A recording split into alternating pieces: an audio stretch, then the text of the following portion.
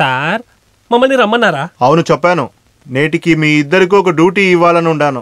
ఈ రోజు కూడా నర్సరాపేటకి వెళ్ళాలా సార్? అది రేపు.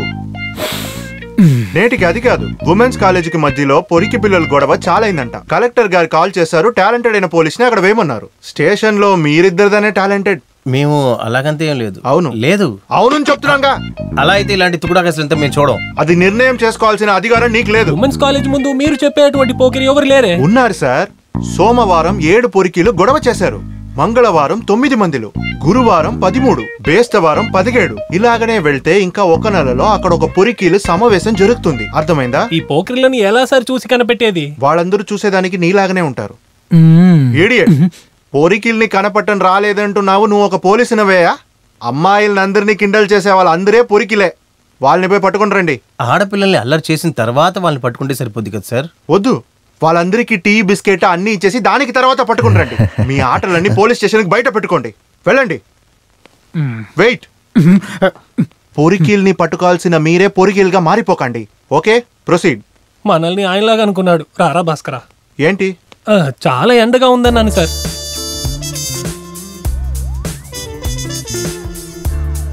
ఇక్కడ అలాంటి ఏ ఎదవలు లేరు కదరా. వాళ్ళందరినీ అలాగే వెళ్ళిపోమును. ఇంత అందమైన అమ్మాయిలు ఇప్పుడు వస్తున్నారే.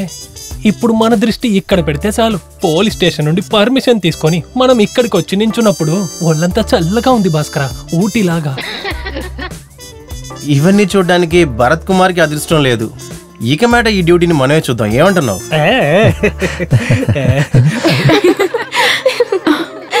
అయ్యో మోసం చేస్తాడు రా. ఏమైంది? తను ఈ కాలేజీలో చదువుతుందిరా. ఎవరు? అంజు. కాలేజీ తర్వాత అందరూ ఒక్కటిగా వస్తారు కదా. నువ్వు నా గురించి అంతా ఏం ఆలోచించకు. నేను అలాగే ఇక్కడి నుంచి వెళ్ళిపోతాను. మీరిద్దరూ ఎక్కడికైనా ఒంటరిగా వెళ్ళి మనసు విప్పి మాటలు మాట్లాడుకోండి. అరే అది కాదురా, తన దగ్గర నేను ఎస్ అని చెప్పాను రా. భగవంతుడా, నేను దారి గురించి ఆలోచించలేదే. ఇప్పుడు ఏం చేయాలి? ఇక ఒకటే దారే. No no no no. ఏ కానిస్టేబుల్, నువ్వేంటి పిచ్చోళ్ళ చేస్తున్నావు? యూనిఫామ్ వేసేటప్పుడు నాలాంటి ఒక పెద్ద అధికారి షర్ట్ లో స్టార్స్ పెట్టకపోతే గుర్తు చేయాల్సిన బాధ్యత నీదే కదా. ఒక కానిస్టేబుల్ అడిగిందని సమాధానం చెప్పు. అవును సార్, సారీ సార్. ఇలాంటి ఒక చిన్న విషయం కూడా నువ్వు గుర్తించడం లేదు కాబట్టి నువ్వు ఒక కానిస్టేబుల్ గాను, నేను ఒక పెద్ద ఎస్ఐ గాను ఉన్నావు. అంజు ఏంటి ఇటువైపు? నాన్న ఇక్కడికి ట్రాన్స్ఫర్ అయ్యారు. నేను ఈ కాలేజ్ లో జాయిన్ అయ్యాను. ఓ, నేను ఇంకా సర్కిల్ ఇన్స్పెక్టర్ గా ప్రమోషన్ అవ్వలేదు, ఇంకా ఎస్ఐ గానే ఉన్నాను. ఏం కానిస్టేబుల్స్ ఎలా వెళ్తుంది? భాస్కరన్ కానిస్టేబుల్ నీ కడుపు మళ్ళీ లత్తి ఎక్కడా? నవ్వుతూ ఉండక సుపీరియర్ ఆఫీసర్ ని చూసేటప్పుడు క్యాప్ వేసుకుని సల్యూట్ చేయాలని నీకు తెలవదా ఏంటి? Come on I say.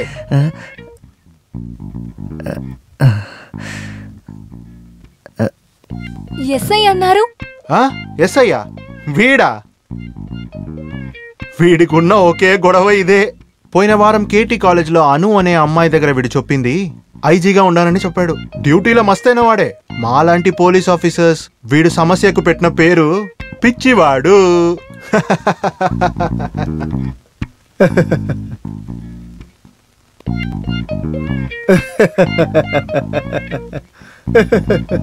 నువ్వు తాగడానికి నీళ్లు కూడా లేకుండా చనిపోతావురా ద్రోహి. నాకన్నా మా నాన్న పెద్ద ద్రోహిగా ఉన్నాడు. కాళ్ళు జారి బావిలో పడి నీళ్ళు ఎక్కువ తాగే చచ్చిపోయాడు. అంజురా, నేను డ్రాప్ చేస్తాను. Okay bye. బాగా లోపలికి కూసో.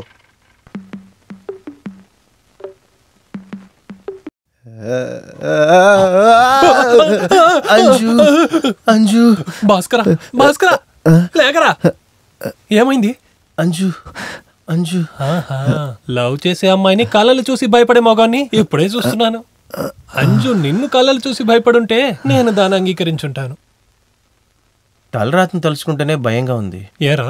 ఎస్ఐ పోస్టింగ్ అర్హత ఉండి కూడా నా రాత ఆ పోస్టింగ్ నా చేయి జారిపోయింది. అవునవును. ఇప్పుడు అంజుని కూడా తన సొంతం చేసుకుని నేను ప్రాణాలతో ఉండను. చనిపోయే విషయం గురించి రేపు తెల్లారి లేచిన తర్వాత మాట్లాడుకుందాం. ఇప్పుడు కళ్ళు మూసుకొని పడుకో. నన్ను పడుకోనివ్వు. అంజు వచ్చింది మంజు వచ్చిందని నిద్రపోనిస్తాడా కాసేపు? ఇక్కడ చూడు, ఒక అమ్మాయి మనసులో దూరేలాగా ఏదైనా అడ్డదారి నీకు తెలుసా? రోజు కాస్త ఏనుగు పేడ తిను. అలాగా? అవును. పాడుకోమంటే పాడుకోవయ్యా, ప్రశాంతంగా నన్ను నిద్రపోనివ్వడు.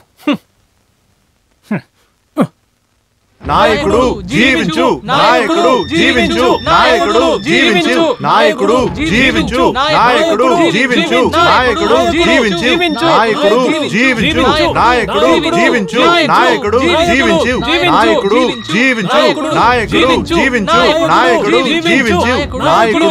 సార్ అన్నగారు పివిసి గారు వస్తున్నారు. తెలుస్తుంది. స్టేషన్ లోపలికి వచ్చి సద్దు వేయడం చెప్పు. అది చెప్పానంటే నేను ట్రాన్స్ఫర్ అయ్యి అడుగుకే వెళ్ళాలి. ఏమి చెప్పను కాదు, నెమ్మదిగా పనిచేసుకోను కాదు. జీవించు, నాయకుడు జీవించు, నాయకుడు జీవించు, నాయకుడు జీవించు, నాయకుడు. సారేంటి ఇంత దూరం? నేను ఒక ఫోన్ చేశానంటే నువ్వే మా ఇంటికి వస్తావు, అది నాకు తెలుసు. కానీ నేను అలా చేయను. ప్రజల నాయకుడు అన్నప్పుడు మీలాంటి ఆఫీసర్కి మర్యాద ఇవ్వాలి కదా. మర్యాద ఇచ్చి పుచ్చుకోవాలి. అదంతా అలా ఉండనివ్వండి. నేను నీ దగ్గర ఒక ముఖ్యమైన విషయం మాట్లాడాలి. పనిలో ఉన్నారా ఏంటి? లేదది. పనుంటే నేను ఇప్పుడు వెళ్ళి తర్వాత వస్తాను. ఇప్పుడు పనిలో ఉన్నారా ఏంటి? లేదు, ఫ్రీగానే ఉన్నా. నేను చెప్పాను కదా ఎస్ఐ గారిది పెద్ద మనసు అని. ఆయనకున్న పనులన్నీ ఆపేసి నా పని మాత్రం చూస్తా అంటున్నారు, చూసారా? నాయకుడు జీవించు, నాయకుడు జీవించు, నాయకుడు జీవించు. ఇది పోలీస్ స్టేషన్ అని మీకు తెలుసు కదా. ఇక్కడ శబ్దం చేయకూడదు. మీరందరూ ఇక్కడే నిలబడండి. బయటనే ఉండండి. మీరు లోపలికి రాలేదా? వస్తాం సార్.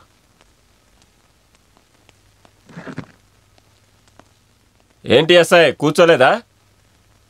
ప్రజల నాయకుడు అయ్యిండు కూడా నేను నీకు ఇచ్చిన గౌరవాన్ని నువ్వు బాగానే గమనించావనుకుంటాను. అయినా కూడా నువ్వు నాకు మర్యాద ఇవ్వలేదన్న చిన్న బాధ నాలో ఉంది. మీరు ఏం చెప్తున్నారని నాకు అర్థం అవ్వలేదు. నేను నా శిష్యుల్ని బయట ఎందుకు నిలబడ్డానో నీకు తెలుసా? నువ్విలా చిన్న పిల్లల్లా మారం చేసేటప్పుడు నన్ను నేను కంట్రోల్ చేసుకోలేను. నోటుకొచ్చిందల్లా తిడతాను. డ్యూటీలో ఉన్న ఆఫీసర్ని చండాలంగా తిట్టడం నాకు అంతగా నచ్చదు సార్. నీ పేరేంటి? భరత్ కుమార్. ఓ భరత్ కుమారా? నీకున్న భరత్ కుమార్ అనే మంచి పేరు. ఆ పేరునే లేకుండా చేసుకోకు. ఏయ్, నీకు తెలియదా? 25 లక్షలు పార్టీ ఫండ్ గా నేను వసూలు చేసే తీరాలి. తెలుసు. ఓ తెలుసా? అప్పుడు కావాలనే మా వాళ్ళు మెట్రో ఆఫీసులో డబ్బు కలెక్ట్ చేస్తుంటే నువ్వు వాళ్ళని ఆపేశావు కదా. నేను ఎవరిని ఎక్కరించలేదు సార్. మెట్రో కంపెనీ లేబర్ వాళ్ళు మళ్ళీ మేనేజర్ వాళ్ళు ఇక్కడ వచ్చి కంప్లైంట్ చేశారు సార్. మీ మనుషులు డబ్బు ఈని కొన్ని మందిల్ని ఎక్కరించారు, మళ్ళీ చేయి కూడా పెట్టారంట. అది నిజం కూడా అయ్యుండొచ్చు. ఇష్టపడి ఇలా వసూలు చేసిన డబ్బులు ఎవరైనా తిరిగి ఇస్తారా? అప్పుడు కొంతమందిని తిడతాం, కొడతాం. ఇదొక ప్రాసెస్. ఈ 25 లక్షలు ఒక నెలలో మేము వసూలు చేసి ఇవ్వలేదంటే పార్టీలో నా 10 ఏమవుతుంది? ఆ వాసు గారే స్వయంగా ఈ డబ్బు తీసుకెళ్ళటానికి వస్తున్నారు. అది నీకు తెలుసా? మర్యాదగా ఉంటే నీ జీవితం బాగుంటుంది. మా వాళ్ళ కంటిలో ఒక్క బొట్టు కన్నీరు వచ్చినా ఇలా చూడు, పార్టీలో నాకు ఇంకొక పేరుంది. అది వినాలనుకోకో, నువ్వు తట్టుకోలేవు. ఇలా రా, ఇలా రా, రా. ఇదే స్థలం? నెల్లూరు. ఇక్కడున్నావండి, అక్కడికి మార్పిస్తాను. జై భారత మాత, జై భారత మాత. నేనే కమరా. అవును సార్, సంతకం చేయడం కోసం వచ్చాను. అసలు మీ ఇంటికి మీకోసం వచ్చాను సార్. పగలు మిమ్మల్ని చూడడానికి కూడా మీ శిష్యులు నన్ను అనుమతించలేదు సార్. ఈ పని మధ్యలో నాకు టైం కావాలి కదా. తర్వాత ఎన్నికల్లో ఎమ్మెల్యేగా పోటీ చేయాలా లేక ఎంపీగా పోటీ చేయాలనే నేను ఆలోచించలేదు. ఎమ్మెల్యేగా పోటీ చేయటమే నాకు ఇష్టం. ఆ వెమ్ములో ఆ సీనుగాడు నాకు పెద్ద తలనొప్పిలా తయారయ్యారు. నేను ఎంపీగానే పోటీ చేయాలంట. అది ఎలా ఉండని నువ్వెందుకు ఎలా వచ్చావు? జీవితం గడవడం చాలా కష్టంగా ఉంది సార్. అందుకని నేను కూడా పార్టీలో జాయిన్ అవుతామని. నేను నీలాగా చాలా మంది పార్టీలో పనిచేస్తున్నారు. ఉన్నా పర్వాలేదు, నేను ఆలోచిస్తాను. సరే సార్. మీ నాన్న కొట్టంగుచ్చి గోపాలం నా స్థలంలో కొబ్బరి బండాలు అమ్ముకుంటూ ఉండేవాడు. పార్టీలో మెంబర్ అయ్యేంత వరకు మీ నాన్న దగ్గర పనిచేస్తే నీ ప్రాబ్లం ఏంటి కమరా? ఒళ్ళు బాగా బలిసింది సార్. చెట్లు జమలు ఎక్కడో నా వల్ల కాదు. బరువు తగ్గించి తర్వాత పెరుగు. ఎక్కితే సరిపోతుందా? కిందకి దిగొద్దా సార్? అయితే నువ్వు ఒకటి చెయ్యి. నీ స్నేహితులందరినీ పిలిచి 25 లక్షలు వసూలు చేసి నువ్వే పోటీ చేయి. అంతవరకు ఈ సంతకం పెట్టిపో. ఇదే తలరాత అంటే ఒక్కొక్కడికి ఒక్కో తలరాత. నాకు లాకప్పు, ఈయనకి చట్టసభ.